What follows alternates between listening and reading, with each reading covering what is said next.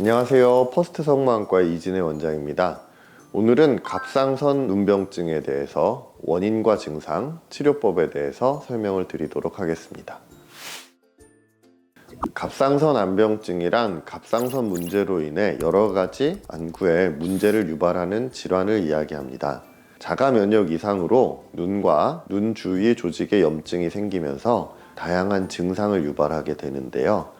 갑상선이라는 곳과 눈에 자가 면역 세포가 공격하는 항원의 유사성이 있어서 갑상선 질환이 있는 분들에게서 눈에 이상이 나타나는 경우가 흔하게 있을 수 있습니다. 우선 대표적인 것들로 갑상선 안병증이 있는 사람은 안구건조증이 심하게 됩니다.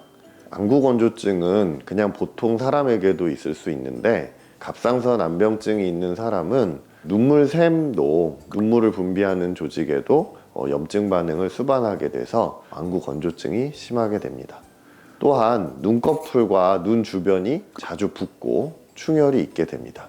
붓기는 주로 아침에 일어났을 때 심하고 눈 뒤쪽에 불편함과 압박감을 느낄 수 있습니다. 이것들은 건조증으로 인해서 유발이 될 수도 있고요. 눈 주변 조직의 염증 반응으로 인해서 생기기도 합니다. 갑상선 안병증이 심하게 되면 점점 안구가 돌출이 되고 뿐만 아니라 눈 주변 근육에도 염증이 생겨서 눈의 움직임이라던가 눈꺼풀의 움직임 같은 것들이 제한이 되게 됩니다. 그래서 더 진행되면서 근육이 딱딱해지고 눈이 잘 안 움직임으로 인해서 눈에 정렬이 맞지 않아서 사시 또는 복시의 증상이 나타날 수 있고요. 이러한 눈 모양이 변화하면서 눈 속 안에 한정된 공간 안에서 많이 부으면 신경이 눌려서 시신경 압박을 받게 돼서 시력이 저하되는 경우도 있을 수 있습니다. 갑상선 안병증에서 발생하는 안구건조증은 평상시 인공 눈물의 사용, 충분한 휴식, 항염증 작용이 있는 사이클로스포린 제제나 스테로이드 제제를 사용해서 안약 점안액으로서 치료를 하는 방법이 있을 수 있고요. 초기 진행 과정에서 눈꺼풀이 많이 붓거나 불편감이 있을 때는 냉찜질을 하는 것이 도움이 됩니다. 또한 잘 때 베개를 좀 높게 베고 주무시는 것들이 부종을 완화시키는 데 도움을 줄 수 있습니다.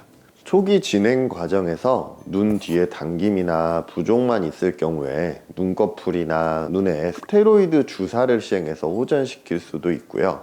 눈병증이 진행돼서 안구 돌출이나 운동장애, 복시 등이 나타난 경우에는 방사선 치료를 할 수 있습니다. 또한 안구 돌출이 심하다면 안화 감압술로 교정을 할 수 있고, 사시가 발생되거나 눈꺼풀의 형태가 이상이 있는 경우에는 성형안과 쪽에서 수술적인 치료나 아니면 사시 수술을 받음으로 인해서 이러한 복시를 교정하는 방법이 있을 수도 있습니다. 갑상선 안병증은 조기에 치료하면 심각한 후유증을 막을 수 있지만 자가 면역 질환의 악화와 완화를 반복할 수 있고, 갑상선 질환이 잘 조절이 된다 하더라도 눈의 질환이 더 나중에 발생하는 경우, 그 다음에 갑상선 질환이 잘 조절이 될 때도 눈은 악화되는 경우도 발생할 수는 있습니다. 하지만 근본적으로 이 갑상선 기능이 잘 조절이 되어야 눈의 악화 요인은 막을 수 있는 것이기 때문에 내과적인 치료는 반드시 병행되어야 되겠습니다. 건조증이 심한 경우나 갑상선 기능이 이상이 있는 경우, 눈이 돌출되는 느낌이 있는 경우에서는 안과에서 꼭 검진을 받고 확인을 해주시는 것이 좋을 것 같고요. 꼭 기억해야 될 한 가지, 흡연은 눈 혈관을 수축시키고 혈액순환을 저해시키기 때문에 갑상선 눈병증에 악영향을 끼치는 것으로 되어 있습니다.